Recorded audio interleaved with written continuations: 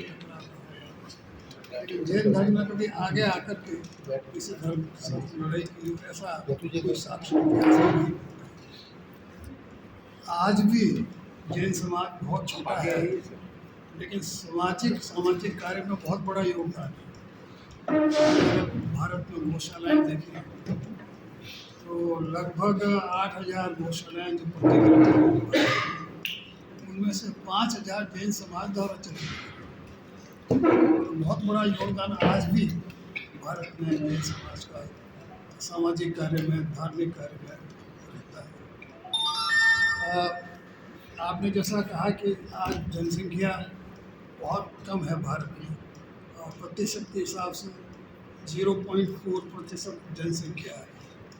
लेकिन उतनी छोटी जनसंख्या होते हुए भी राष्ट्रीय आय में जो हिस्सेदारी जैनियों की है वो 24% है।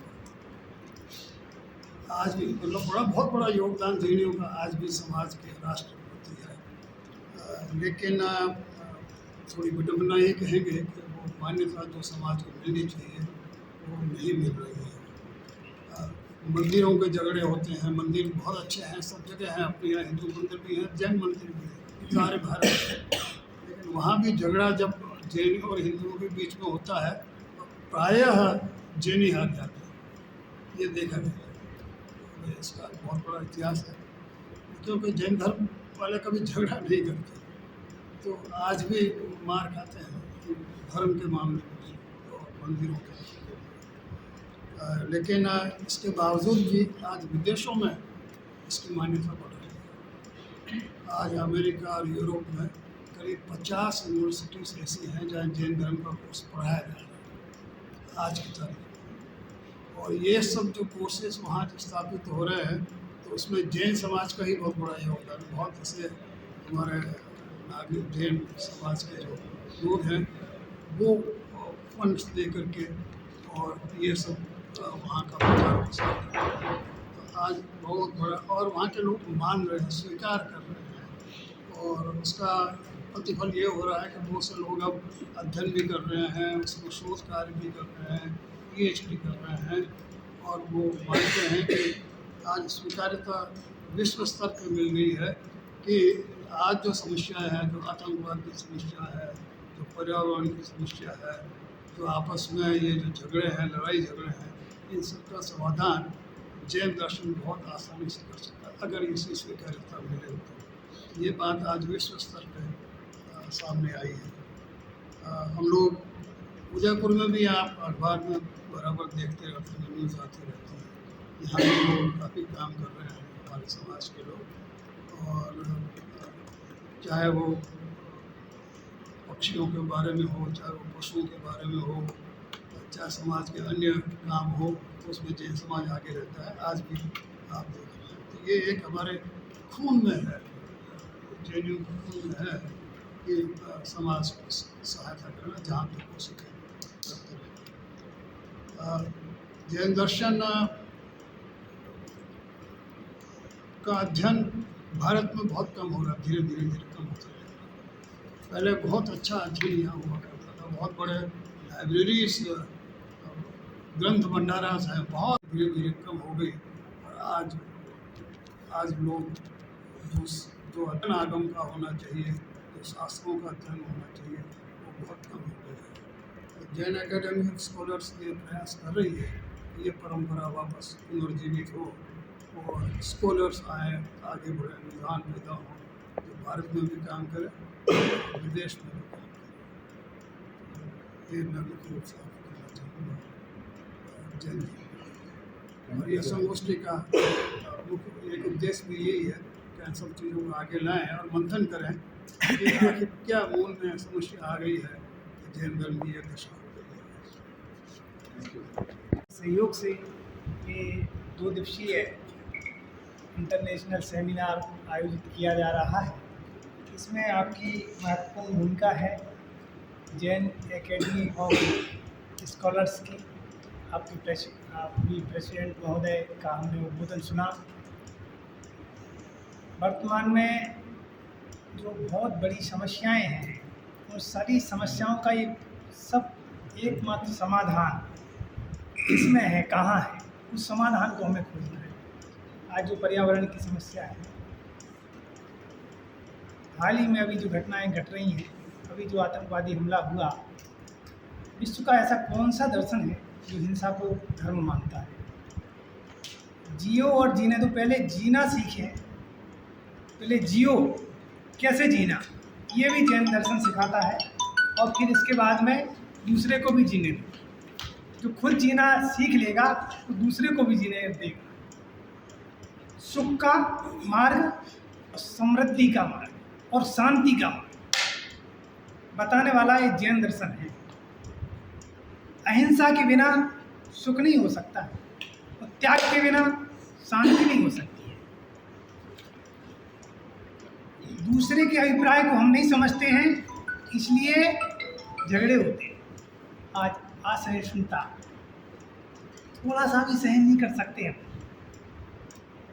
जो व्यवहार हमें दूसरों का पसंद नहीं है, वो व्यवहार हम दूसरों पर क्यों करना चाहते हैं? ये जो प्रेरणाएं हैं, अपरिग्रह का जो सिद्धांत है जैन दर्शन का, हमें एक प्रेरणा देता है कि जितनी आपको आवश्यकता है वो रखो, उसके बाद में त्याग करो। अभी वर्तमान में देखा जाए तो जितनी मैंने 100% जो गौशालाएँ हैं देश में संचालित हैं, उसमें 75% जैन समाज के द्वारा संचालित की जाती है। अभी हमारे आदरणीय ने बताया कि टैक्स में 24% मैंने योगदान जैनियों का है।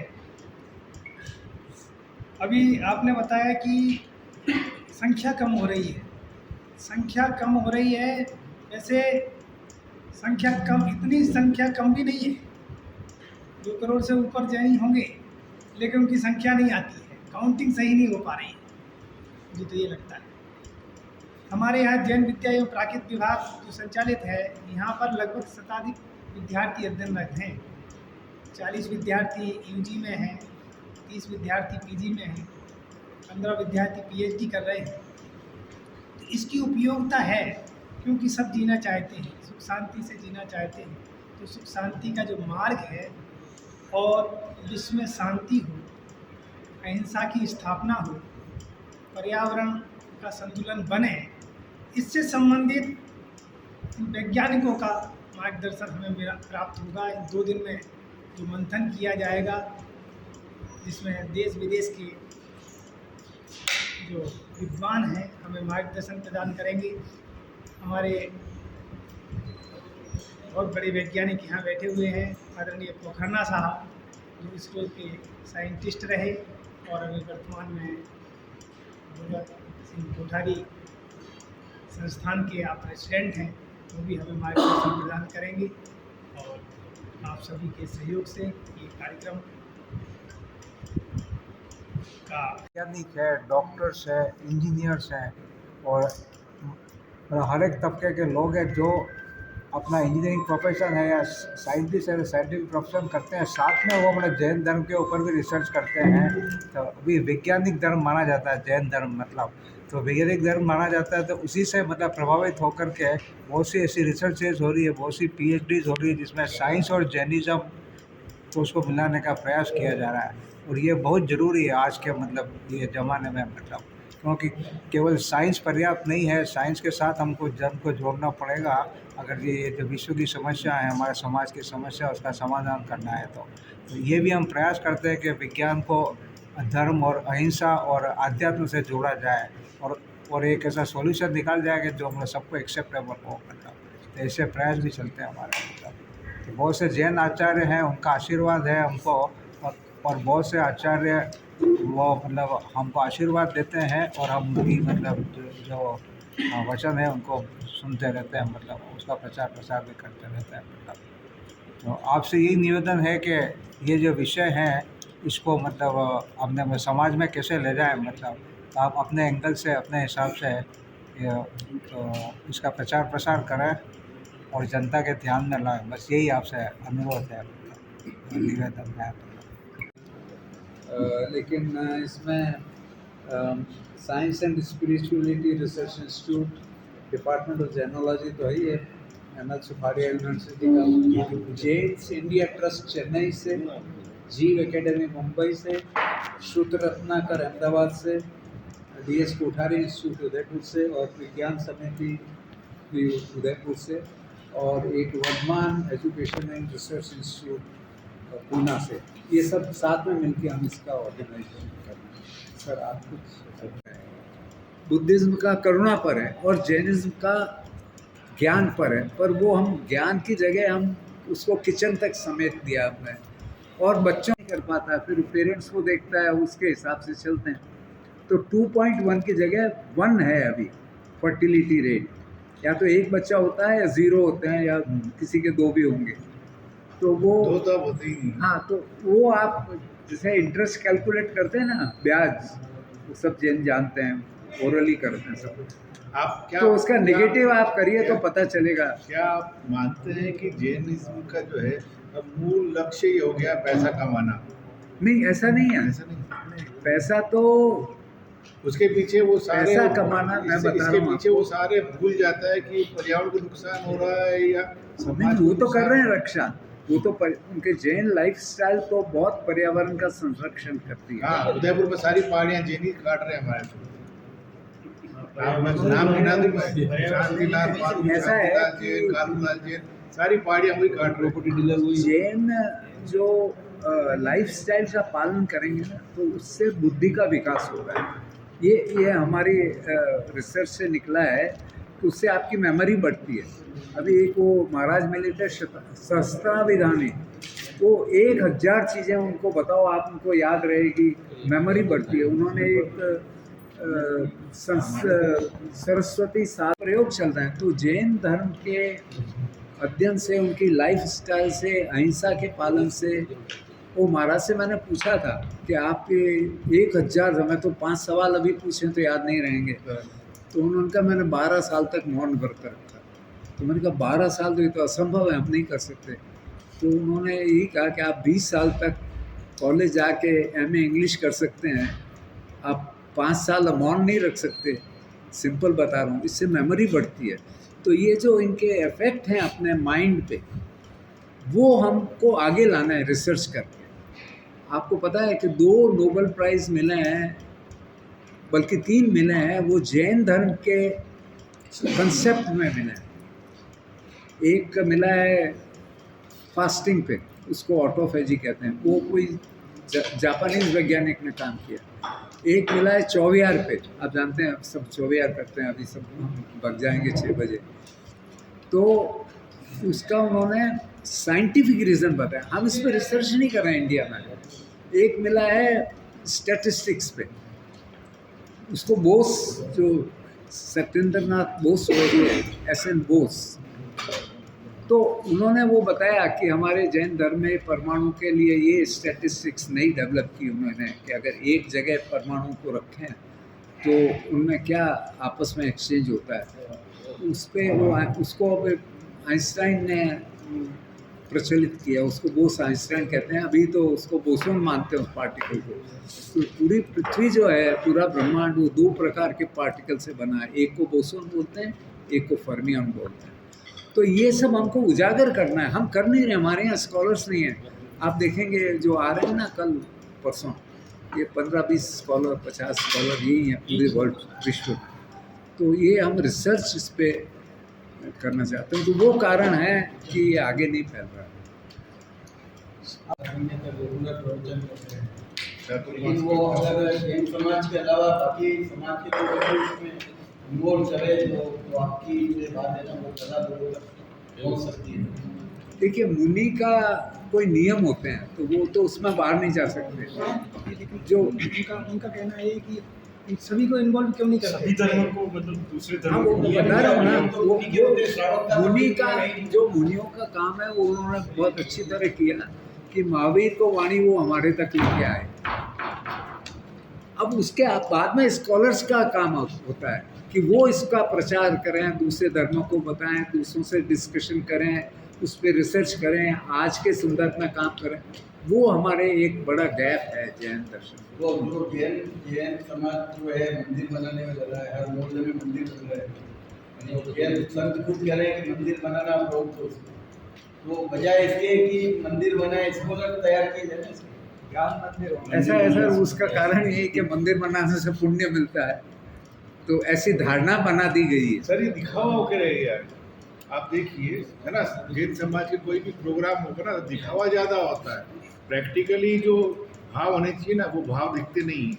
क्योंकि समाज के पास आप कह रहे हैं कि 24% जो है राष्ट्रीय आय में हमारा हिस्सेदारी है, हाँ। लेकिन वो 24% हिस्सेदारी का दिखावा करने में वो ज़्यादा खर्च करते हैं। अगर महावीर जयंती पे जुलूस निकलेगा तो ना, ये तो समाज में जुलूस आ के गई। स्वागत में है ना 250 गेट लग जाएंगे, है ना, 10 जगह खाने पीने का कर देंगे। लेकिन अगर उनसे कहे कि सामाजिक सेवाओं की चाहिए, तो वहाँ उनसे वो नहीं काम होता। तो हमने एक मंदिर का भी मॉडल बनाया है। हमारे मंदिर में एक सामाजिक विंग नहीं होती है जो लोगों को स्कॉलरशिप दे, पढ़ाए, उनको इंडस्ट्री में सहयोग करे। वो खाली मंदिर बनाने के लिए वो क्या कहते हैं, चढ़ा बोलियां हाँ, लगाते हैं, वो बोलियां उसी में लगाते हैं। खर्च करते हैं। तो ये सब माइंडसेट बदलना पड़ेगा। हाँ, तो एक हमने मॉडल बनाया मंदिर का कि उसमें 4 भाग होने चाहिए।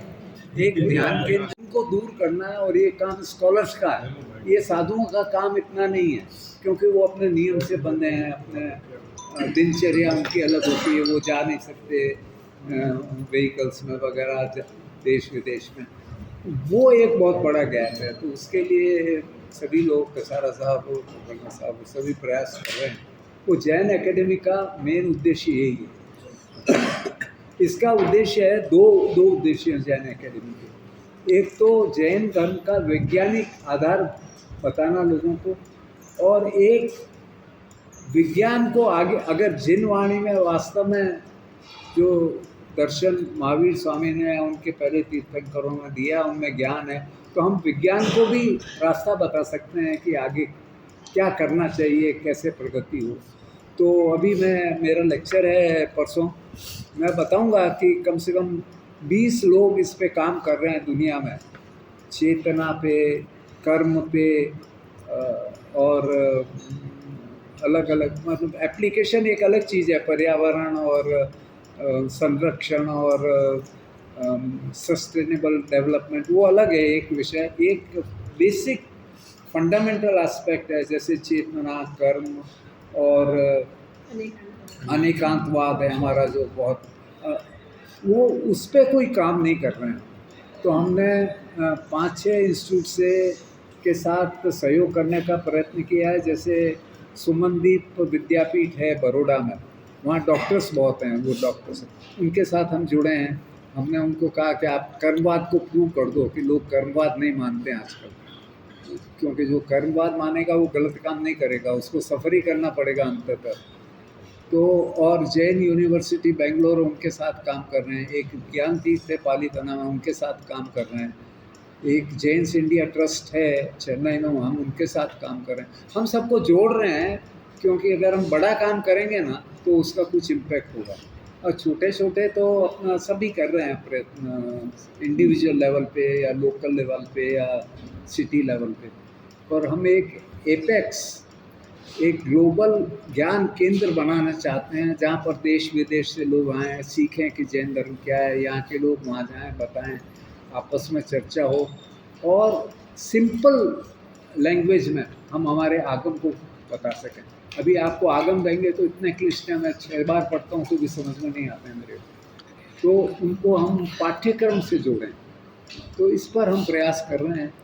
और कार्यक्रम के बारे में जी, कार्यक्रम के बारे में जैन धर्म और हिंदू धर्म, ये इनके बेसिक्स अलग हैं। जैन धर्म का जो आधार है वो ज्ञान है, हिंदू धर्म का आधार भक्ति है। पर सभी धर्मों का, क्रिश्चियनिटी, इस्लाम, सिखिज्म, जूडाइज्म, कुछ भी लें, सब ये धर्म क्या है कि प्रकृति कैसे चलती है समझाने के लिए बने हैं। तो विज्ञान इनका समन्वय करता है। ऐसी हमारी धारणा बनी है कि धर्म तो तोड़ता है समाज को, और विज्ञान सबको जोड़ता है। विज्ञान में सब मानते हैं, आप स्विच चलाएंगे तो भी बिजली जलेगी, मैं करूँगा तो भी जलेगी, और दूसरे धर्म वाले। तो विज्ञान सबको जोड़ने का काम कर रहा है, इसलिए इसमें एक साइंटिफिक बेसिस ऑफ जैनिज्म, उस पर भी चर्चा कर रहे हैं। तो वो इसका उद्घाटन करेंगे परसों सुबह। और उसके बाद में लेक्चर होगा। उस पर एक लेक्चर मैं दे रहा हूँ, साइंटिफिक बेसिस ऑफ जैन दर्शन। उसके बाद में एक राउंड टेबल मीटिंग है, डॉक्टर धर्मचंद जैन वो कल आएंगे। वो एजुकेशन, रिसर्च और इसके जो एकेडमिक एक्टिविटी है उस पर चर्चा करेंगे। फिर एक शैलेंद्र जी जैन हैं, वो आदिनाथ ट्रस्ट में, वो इसके हिस्टोरिकल इम्पोर्टेंस है। जैसा कथारा साहब ने बताया, ऋषभ देव के समय में पूरा नॉर्दर्न हेमिस्फीयर इसमें जैन धर्म था, यहाँ से लगा के अफ्रीका और अमेरिका और यूरोप, इसके हमको आर्कियोलॉजिकल प्रूफ मिले। इथियोपिया में था, north part of south America में था, यूरोप में था। वहाँ अभी भी श्रमण के नाम से साउथ अमेरिका में लोग श्रमण रहते हैं। मैं कुछ लोगों से मिला हूँ, वो आत्मा में विश्वास करते हैं पर तांत्रिक हो गए हैं वो। तो समय के अनुसार उसमें चेंजेस हैं। और उसके बाद में एक राउंड टेबल मीटिंग है समाज के बारे में, वो कछारा साहब और प्रेम सुमन जी ऑर्गेनाइज कर रहे हैं। समाज में क्या विकृति आ गई है, क्यों ये लेक्सिटी आ गई है लाइफ स्टाइल में, और ये जो भी प्रकार के प्रॉब्लम्स हैं। फिर दूसरे दिन पेपर प्रेजेंटेशन है। कुछ हमने इनवाइट किए हैं गेस्ट को, वो आके 8 या 9 लेक्चर हैं उनके। उसके बाद स्टूडेंट्स हैं, करीब 40 स्टूडेंट ने एब्स्ट्रैक्ट दिए हैं, पर हम सबको एकोमोडेट नहीं कर सके, टाइम नहीं है। तो 8 या 10 स्टूडेंट अपना लेक्चर देंगे। फिर समापन होगा इसका। अंत में एक पैनल डिस्कशन रखा है जिसमें डॉक्टर जितेंद्र शाह जो डायरेक्टर थे इंडोलॉजी के, इंस्टीट्यूट ऑफ इंडोलॉजी के, वो उसका समापन करेंगे। तो ये प्रोग्राम इस प्रकार है 2 दिन का। 25-26